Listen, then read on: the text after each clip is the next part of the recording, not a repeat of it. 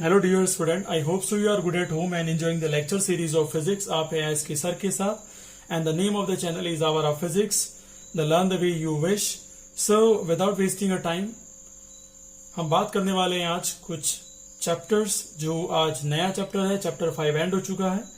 So standard is 12th, subject is physics, unit number 6, electrical circuit is the name of the chapter. And in this channel, all hero logs, I am informing you we are covering CBSE and all other state boards. So hero log, आज हैं आप S K sir के साथ। आज हम बात करने वाले हैं डिफरेंट टॉपिक्स। सो सबसे पहले जो टॉपिक का नाम है इलेक्ट्रिकल सर्किट, जो चैप्टर का नाम है उसे समझेंगे what is circuit actually. Second point we are going to be cover the name of the great scientist Kirchhoff's current law. We are going to understand. Third topic यहाँ जो बात करने वाले हैं वो है न्यूमेरिकल बेस्ड ऑन इट। इसके ऊपर एक न्यूमेरिकल सॉल्व करेंगे जो एग्जाम पॉइंट ऑफ व्यू से काफी इंपॉर्टेंट है। And the fourth point we are going to be cover Kirchhoff's voltage law, और इसके ऊपर भी एक न्यूमेरिकल करेंगे जो कि एग्जाम पॉइंट ऑफ व्यू से इंपॉर्टेंट है। So I hope so you known all the points. What are the points we are going to be covered today? So first of all let's start what is circuit. सबसे पहले बात करते हैं circuit होता क्या है। आई hope सो आपने 10th class में सर्किट के कुछ क्वेश्चन सॉल्व किए होंगे। So I can imagine that you know about this symbol. This is called resistance, and also you know about this symbol ammeter, and you know the direction of this current, and also the symbol of this like this.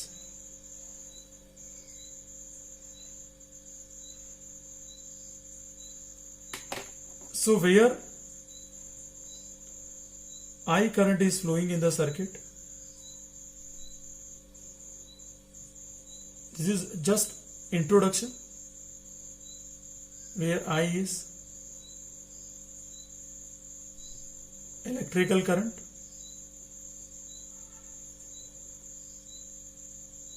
R is resistance,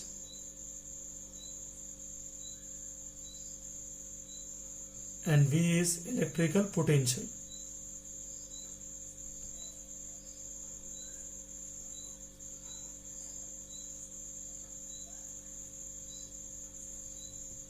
So let's start the definition. What do you mean by electrical circuit?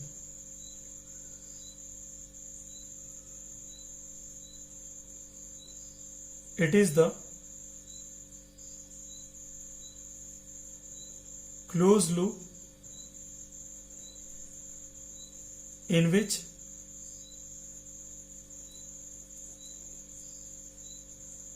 the arrangement of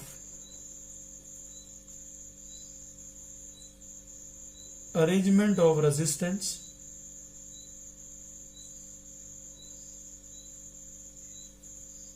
and current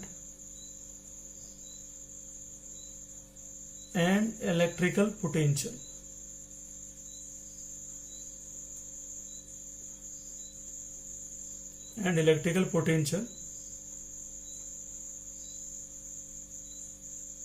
is called circuit. तो circuit की definition आपको समझ में आ गई होगी, नहीं है तो एक बार और समझा देता हूं। एक सर्किट है जो कि एक क्लोज लूप है। क्या है ये क्लोज लूप? लूप का मतलब जहां पर सर्किट के अंदर क्या हो, जो आपका सर्किट है वो क्लोज सर्किट हो। कैसा हो? क्लोज सर्किट हो, कहीं से भी ओपन नहीं होना चाहिए। It is the close loop in which arrangement में कौन कौन आना चाहिए? There will be a resistance, there will be a current, there will be a electrical potential. अगर ये तीनों यहां प्रेजेंट है सर्किट के अंदर, so that is called circuit, that loop is called circuit. अगर किसी लूप में रेजिस्टेंस है, करंट है, इलेक्ट्रिकल पोटेंशियल है, so that loop is called circuit. I hope सो सभी हीरो लोगों को यहां तक समझ में आ गया होगा। अब बात करते हैं नेक्स्ट जो हमारा टॉपिक है। The topic is Kirchhoff current law. Okay, the topic is Kirchhoff current law. अच्छे से समझिएगा, नहीं समझ में आए तो आप कमेंट कर सकते हैं। I will just assure you कि 100% आप समझेंगे हर टॉपिक को, बस आपका ध्यान यहां होना चाहिए। and like and subscribe the video if you just really like the content whatever I am teaching, जो मैं पढ़ा रहा हूँ उसको. Okay, so we are talking about Kirchhoff's current law. Kirchhoff's current law को शॉर्ट में अगर आपको जानना तो इसे क्या बोल देंगे आप, केसीएल. क्या बोलेंगे, केसीएल. सो कभी केसीएल अगर मैं स्टेटमेंट यूज करूं तो please remember KCL means we are talking about Kirchhoff current law. Okay, यहां तक आपको कुछ कुछ समझ में आ रहा होगा. So now we are talking about what actually meaning of the Kirchhoff current law, और इसे बोलते हैं किरचॉफ फर्स्ट रूल. ठीक है,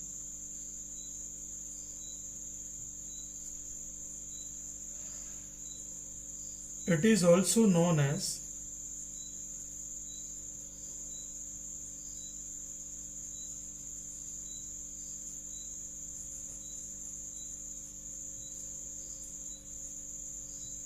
Kirchhoff first rule. Kirchhoff first rule भी इसे बोलते हैं.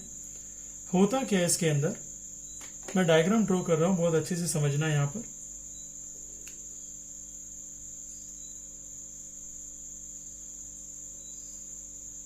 ये आपका रेजिस्टेंस है, ये भी आपका रेजिस्टेंस है, and this all are connected with junction O. Junction O पे कनेक्टेड है. यहां पर I1 करंट लीव कर रही है एंड रेजिस्टेंस इज R1. यहां I2 करंट एंटर कर रही है, रेजिस्टेंस इज R2. यहां I3 करंट लीव कर रही है और resistance is R3, resistance is R4 and here I5. और यहां पे करंट एंटर कर रही है, दिस इज I4, और यहां लीव कर रही है, दिस इज I6. तो किरचॉफ लॉ क्या कह रहा है, किरचॉफ करंट लॉ क्या कह रहा है, वो करंट के स्टेटमेंट को बताता है. दो स्टेटमेंट लिखूंगा, बहुत अच्छे समझना. This is a figure of Kirchhoff current law, KCL. At the junction,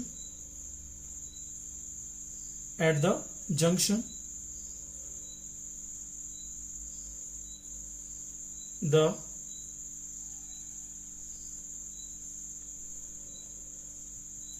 algebraic sum, the algebraic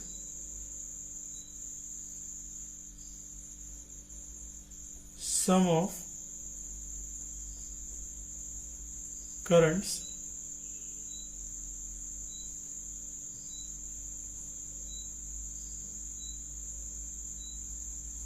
entering or leaving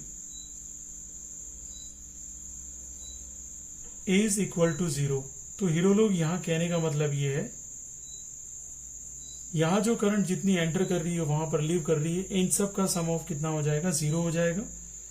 और दूसरा स्टेटमेंट क्या लिख सकते हैं,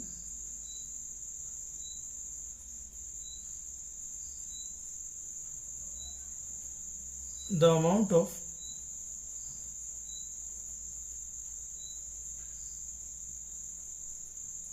current entry is always equal to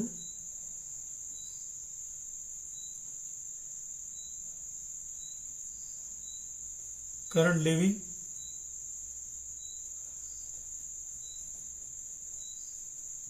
from the junction. Current leaving from the junction. यहां समझने वाली बात क्या है वो एक बार देख लेना. यहां पर मैथमेटिकली अब आपको डायग्राम देखना है. Observe the diagram very very carefully. See in this diagram I1 यहां पे एक करंट है जो क्या कर रही है, लीव कर रही है.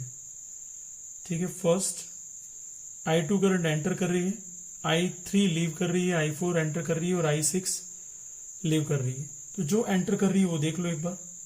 तो एंटर कर रही है वो लेफ्ट साइड में लिख दो, I2 एंटर कर रही है, I4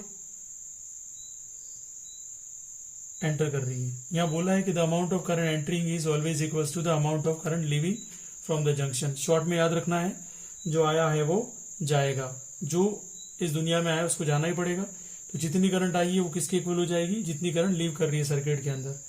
सो I2 प्लस क्या लिख देंगे इधर, I4। अब देखते हैं करंट कितना लीव कर रहा है। I1 करंट लीव कर रहा है, I3 करंट लीव कर रहा है, and also I6 is living. तो ये तो फॉलो कर दिया सेकंड डेफिनेशन को।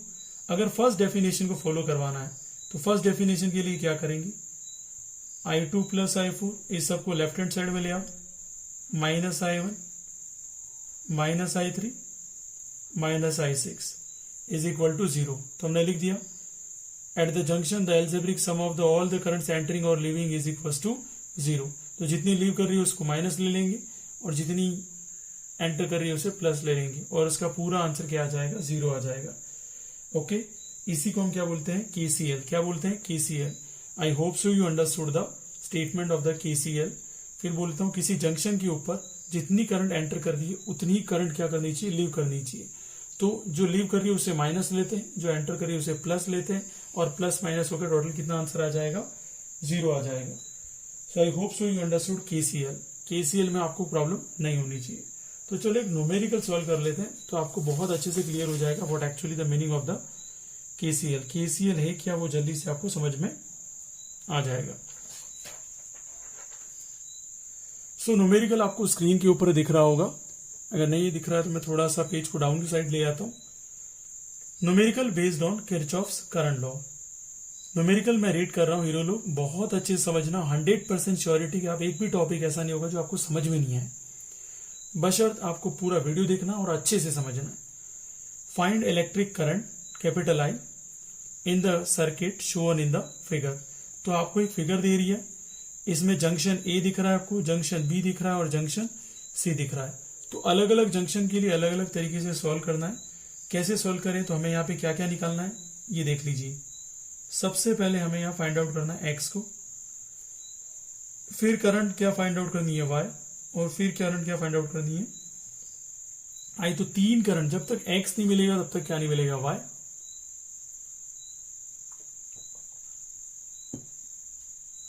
और जब तक Y नहीं मिलेगा तब तक क्या नहीं मिलेगा, I नहीं मिलेगा।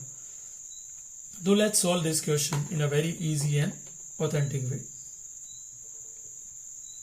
Eight the junction A, junction A पे देखो, मैं ड्रॉ कर रहा हूं जंक्शन को। 3 एम्पियर करंट एंटर कर रही है, 1.5 एम्पियर लीव कर रही है और यहां पर X की वैल्यू निकालनी है। तो मैंने बोला था जितनी करंट एंटर कर रही है जितनी करंट लीव कर रही है उनको बराबर कर दूं। सो बाय यूजिंग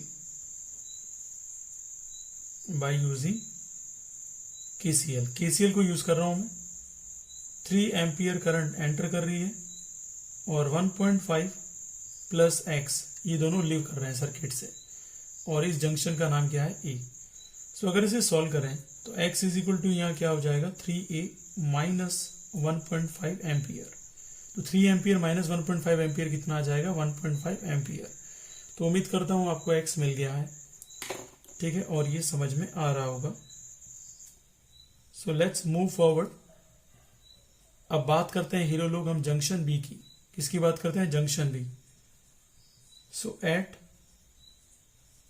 जंक्शन B, तो जंक्शन B को अच्छे से आप देख लीजिए। जंक्शन B का मैं डायग्राम बना देता हूं। ये है X,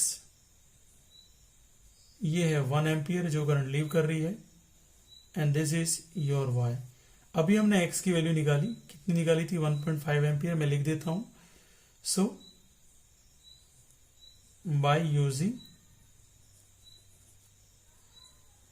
KCL, अगर KCL अप्लाई करेंगे तो यहां क्या हो जाएगा, 1.5, ठीक है। देखो 1.5 एंटर कर रहा है और लीव कौन कौन कर रहा है वो देख लीजिए।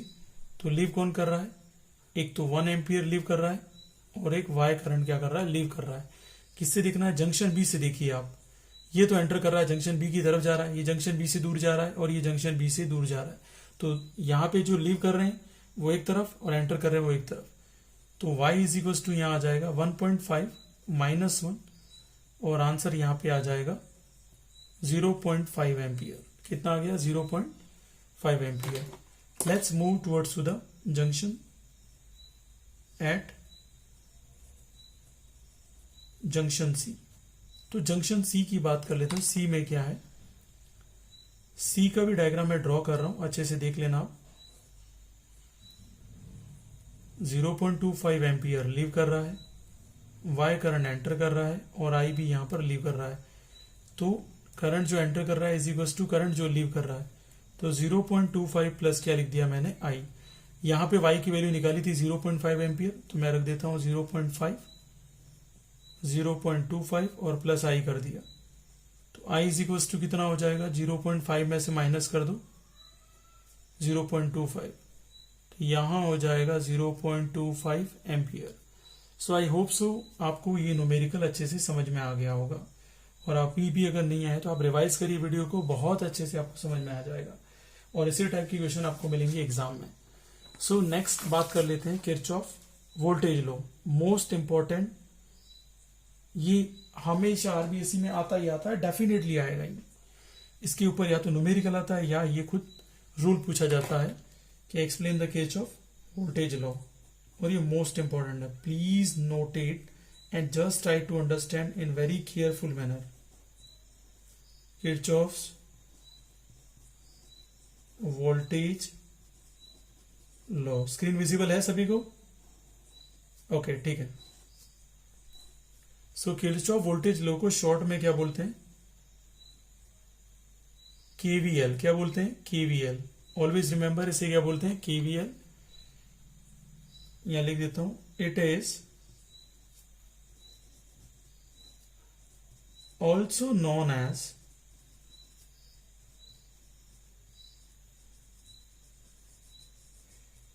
Kirchhoff's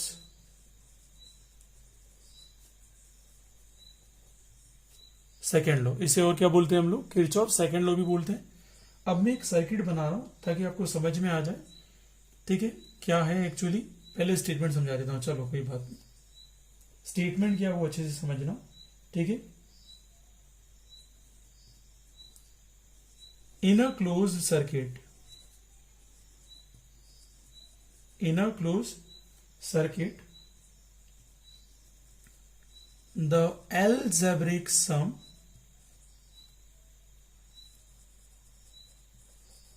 of changes in potential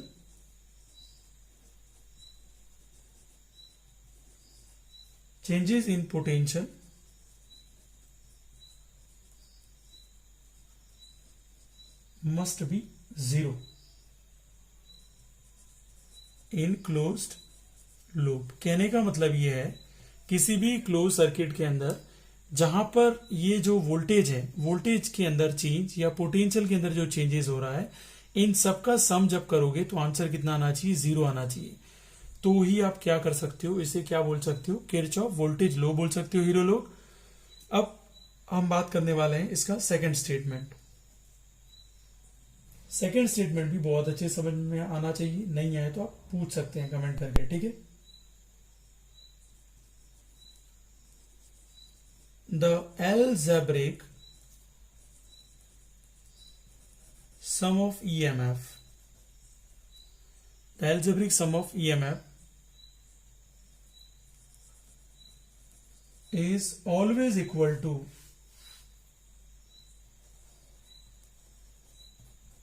देखो चैप्टर 5 में मैंने पढ़ाया था आपको, ईएमएफ क्या होता है, ओपन सर्किट में होता है, वोल्टेज क्या होता है, इलेक्ट्रिक पोटेंशियल क्या होता है, टर्मिनल वोल्टेज क्या होता है, तो वो क्लोज सर्किट में होता है. ये दोनों बातें मैं पहले बता चुका हूं आपको. ठीक है, is equal to the sum of the voltages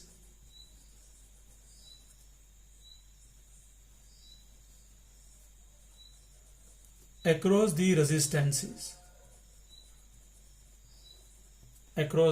resistances. कहने का मतलब क्या है वो यहां पे समझा देता हूं. Summation of EMF is equal to summation of voltage across resistance है. ये तो स्टेटमेंट हो गया सेकंड वाले का. पहले वाले का स्टेटमेंट क्या था, सम ऑफ चेंजेस इन वोल्टेज और पोटेंशियल इज इक्वल टू 0. तो दोनों स्टेटमेंट आपकी स्क्रीन के ऊपर दिख रहे हैं। ओके, सो यहां पर आपको स्टेटमेंट समझ में आ गए। अब सर्किट किस टाइप का आता है इसके अंदर वो समझ लीजिएगा। ठीक है, सर्किट ड्रॉ करके बता रहा हूँ और उसे सॉल्व करके भी दिखाऊंगा, क्योंकि न्यूमेरिकल में खासा प्रॉब्लम आएगी अगर इसको नहीं समझेंगे तो एक सर्किट ड्रॉ कर देता हूँ, उसको मैं सॉल्व कर लूंगा। This is your circuit. In this is EMF1. It consisting the resistance is R1. Okay, यहां पे बैटरी नंबर सेकंड ले लेता हूं, sorry cell number second, and resistance is R2. Okay, और यहां पर आपका रेजिस्टेंस कौन सा आ जाएगा? R3. ठीक है, यहां से इस पॉइंट का नाम दे देते हैं A, इस पॉइंट का नाम दे देते हैं B, इस पॉइंट का नाम देते हैं C, इसका D और इसका E और इसका नाम देते हैं F. सो ये आपके करंट फ्लो की डायरेक्शन दे देते हैं। यहां से I3 करंट आ रही है और ये I3 करंट दो करंट में डिवाइड हो रही है पॉइंट C पे, I2 और किसमें? I1 में। ठीक है, तो यहां पर भी I1 है, यहां पर भी I1 है और यहां क्या आ जाएगी? I2 आ जाएगी। अब ऐसे सर्किट को कैसे सॉल्व करना? ठीक है, एग्जाम में इसके ऊपर मान लो क्वेश्चन आ गया तो कैसे सॉल्व करोगे, इसके लिए मैं आपको शो कर रहा हूं। सी दैट, बहुत अच्छे से समझ लेना।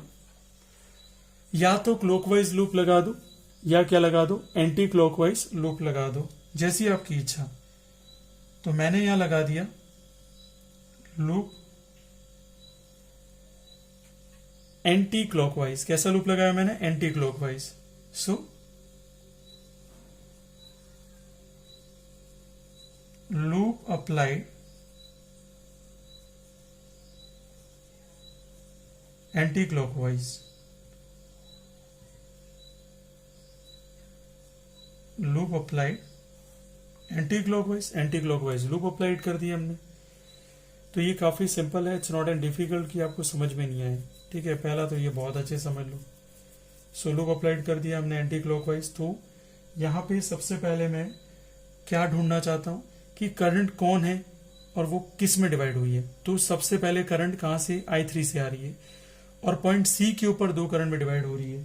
ठीक है, पॉइंट C के ऊपर दो पार्ट में डिवाइड हो रही है। सो कौन सा point? Eight point C I3 यहां पर दो करंट में डिवाइड हुई का क्या है? एडिशन है।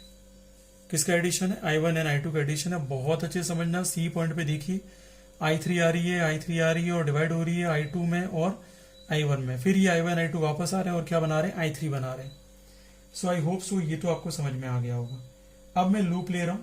ठीक है, सबसे पहले जो लूप ले रहा हूं उसे समझ लेना। इन the loop A B C B A B C D A, ठीक है, सॉरी D A, ठीक है। तो ये थोड़ा अच्छे से समझ लेना, क्या लूप लिया मैंने वो समझो आप। A B C D A, तो वो लूप ले लिया मैंने। अब इस लूप में आप देखें, बड़ा जो सिंबल है ये प्लस का होता है, ये माइनस का होता है, ये प्लस का तो ये माइनस का। यहां से शुरू कर रहे हैं हम लोग, ये डायरेक्शन यहां से ये जा रहे हैं हम लोग इस तरफ। तो देखो यहां जा रहे हैं तो R1 मिल गया, EMF एक तरफ होता है और R1 I1 जिसको बोलते हैं ओम्स लॉ के according V is equals to IR। तो voltage across resistance right side में है तो EMF का एडिशन लेफ्ट साइड में होगा। यही हमारा किरचॉफ वोल्टेज लॉ कहता है। ओके, तो शुरू करते हैं। यहां पर सबसे पहले आप देखिए I1 करंट और इस लूप की जो डायरेक्शन हमने डिसाइड की anti clockwise, I1 current R1 के अक्रॉस इस लूप के सेम डायरेक्शन में, और सेम डायरेक्शन में तो हम क्या लेंगे? I1 इंटू क्या ले लेंगे? R1। क्या ले लिया? I1 इंटू R1 ले लिया। फिर आप देखिए ये जो I2 है वो इस लूप के अपोजिट जा रहा है। लूप इस तरफ जा रहा है और I2 करंट इस तरफ जा रहा है। तो I2 करंट किसके अक्रॉस है? R2 रेजिस्टेंस के अक्रॉस है। तो सीधी सी बात है, लूप के अपोजिट है। पहले मैं खाली करंट और रेजिस्टेंस मतलब वोल्टेज अक्रॉस द रेजिस्टेंस देख रहा हूं, तो यहां अपोजिट होने की वजह से क्या आ जाएगा? I2 R2 आ जाएगा। अब अच्छे से देखिए, इस लूप को देखें तो ये माइनस से कहां एंड हो रहा है? प्लस पे एंड हो रहा है। एंड वाला आपको साइन देखना है EMF का। किसका देखना है स्टूडेंट? EMF का। तो एंड साइन हम देख रहे हैं, तो यहाँ कितना आ रहा है? E1 आया। कितना आया? E1। और यहां देखो इस डायरेक्शन में जा रहे हैं तो प्लस से माइनस, माइनस पे एंड हो रहा है, तो E2 की वैल्यू कितनी लिखेंगे इधर? माइनस का E2। सो उम्मीद करता हूं यहां तक आपको समझ में आया होगा। ठीक है, अगर इन केस आपने क्लॉकवाइज लूप लिया होता, कौन सा लूप लिया होता? Clockwise loop. अगर आप क्लॉकवाइज लूप लेते तो वैल्यू क्या हो जाती? उल्टी हो जाती। I2 R2 पॉजिटिव हो जाता, I1 R1 क्या हो जाता? नेगेटिव हो जाता। E2 पॉजिटिव हो जाता, E1 नेगेटिव हो जाता। तो अभी तो हमें इसी की जरूरत है।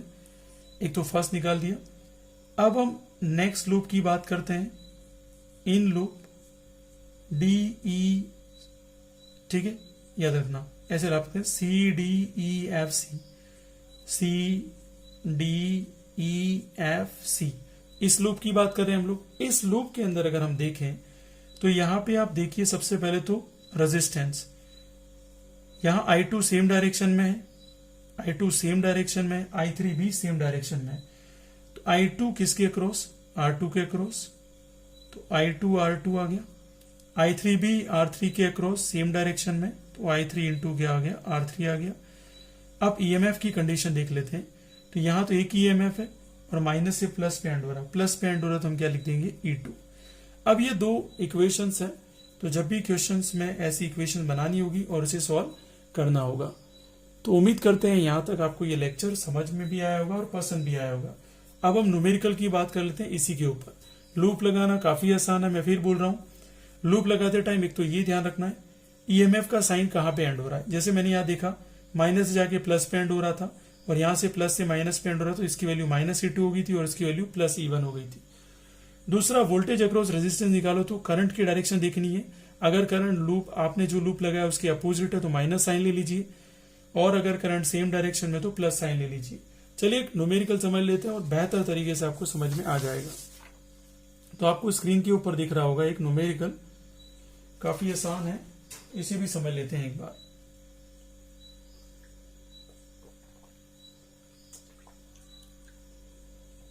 तो देखा होगा आपने स्क्रीन के ऊपर एक न्यूमेरिकल है यहां पे हीरो लूप, जो कि किरचॉफ वोल्टेज लॉ पे बेस्ड है।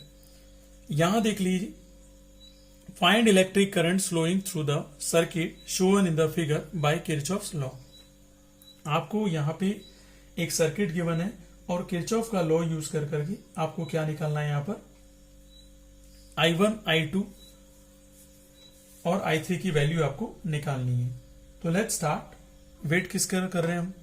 करना ही नहीं किसी का वेट हमें। तो दो पार्ट में डिवाइड कर देता हूं। तो लेफ्ट साइड में कुछ स्टेप ले लेते, फिर राइट साइड में स्टेप ले लेंगे।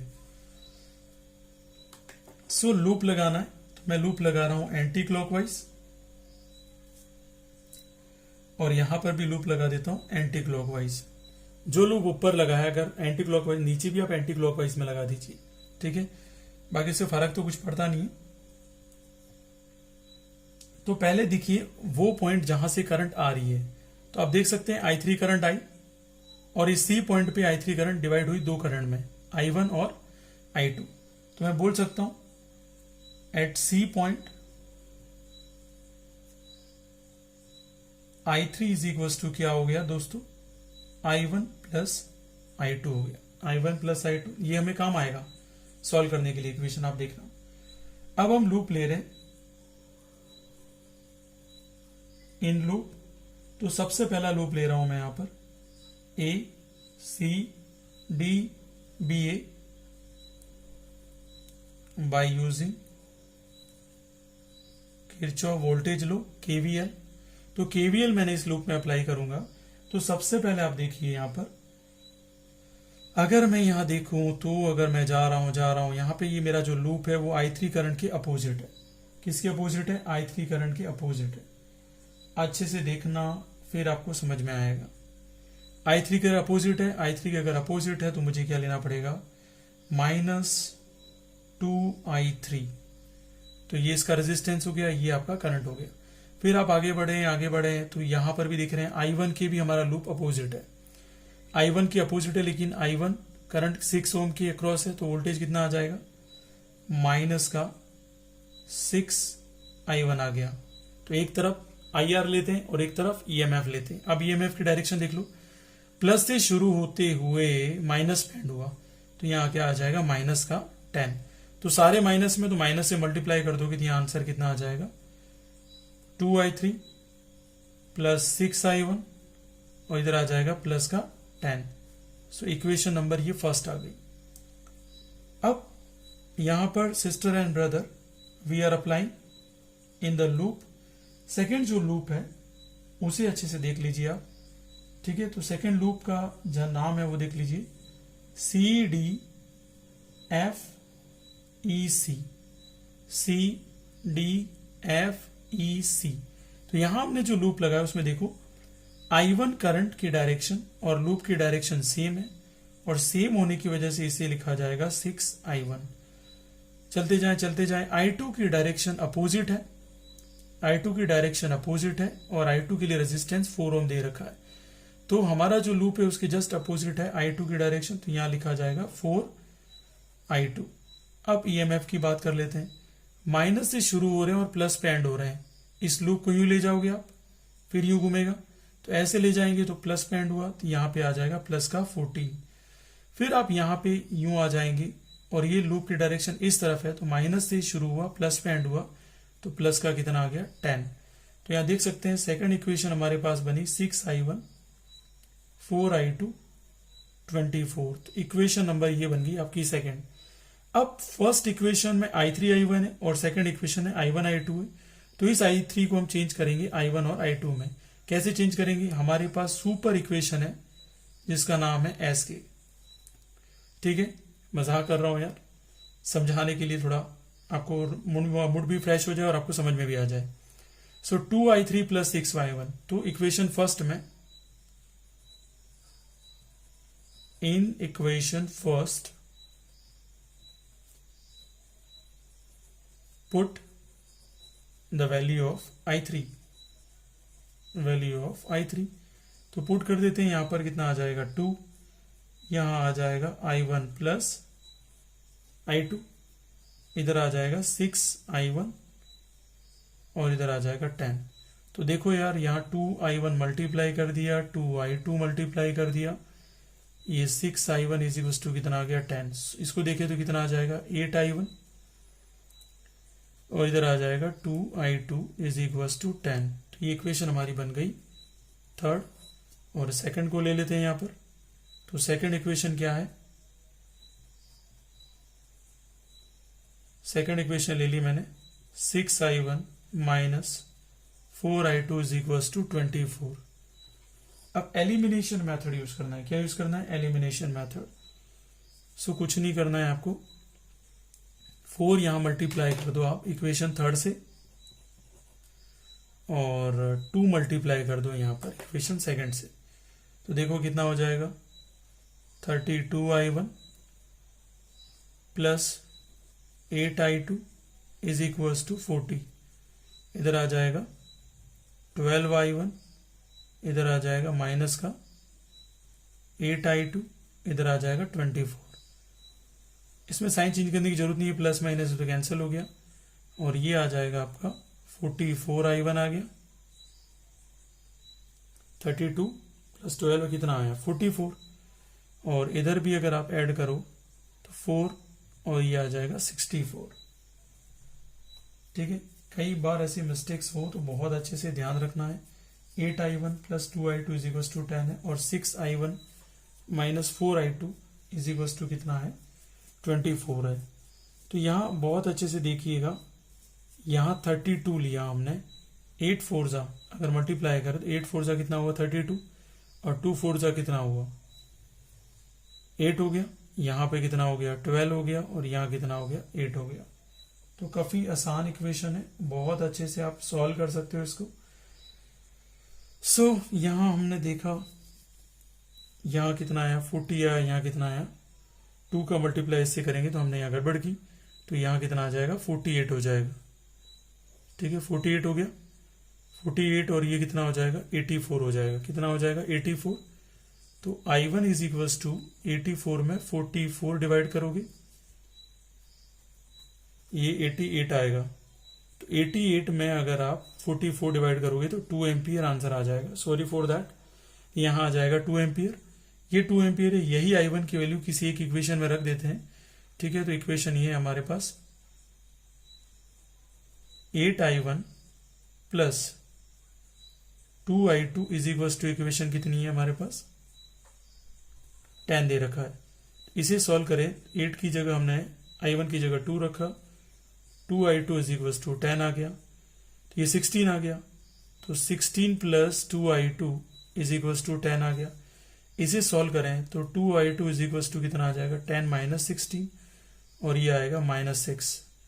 तो I2 इज इक्वल टू कितना आ जाएगा -6 में 2 डिवाइड करो कितना आ जाएगा माइनस का 3 एम्पियर। अब फाइनली हमें क्या निकालना है वो आप समझ लें अच्छे से। फाइनली हमें क्या निकालना है यहाँ पर I3 इज इक्वल टू आप जानते हो I1 प्लस क्या है I2। तो I1 की वैल्यू तो यहाँ पर आई है 3 एम्पियर, सॉरी I2 की वैल्यू यहाँ पे आई है 3 एम्पियर और I1 की वैल्यू कितनी आई है 2 एम्पियर। तो फाइनली I3 कितनी निकल गई -1 एम्पियर। कितनी निकल गई -1 ampere. It is just an example. यहाँ -1 एम्पियर मतलब कोई नेगेटिव करंट नहीं है। नेगेटिव का मतलब ये है कि जो करंट आपको दिया हुआ है, ठीक है, द डायरेक्शन ऑफ I2 और I3, डायरेक्शन किसकी I2 और I3 की एक दूसरे की क्या थी अपोजिट थी। ये कहने का मतलब है don't be feel like that कि ये क्या है सर -1 एम्पियर। सो उम्मीद करता हूं यहां तक समझ में आ गया होगा। आज का लेक्चर सभी को समझ में आया होगा। Thank you so much, enjoy your day. जय जवान जय किसान, बाय बाय।